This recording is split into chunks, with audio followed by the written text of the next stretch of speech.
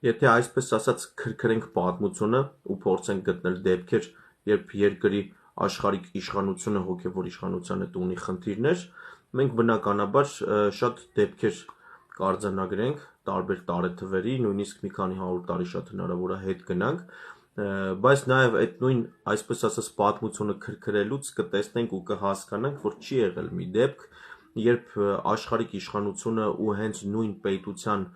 եկեղեցին, հոգևոր իշխանությունը իրար հետ վիճել են ու կռվել են այնպես, ինչպես այսօրվա մեր իշխանությունները։ Բնականաբար, երբ որ դու հայրենասեր ղեկավար ես, դու սիրում ես քո երկիրը, քո ազգին,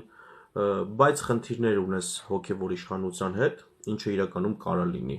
Դու այդ ամեն ինչը կփորձես լուծես ներքին կարգով, որովհետև նախ եւ առաջ հայրենասեր ու պետականամետ ղեկավարի համար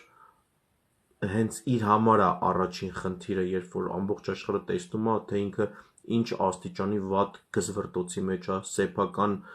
հոգևոր իշխանության հետ։ Այսինքն մենք գալիս ենք էլի հասնում ենք մի կետի, որ այսօրվա մեր իշխանությունները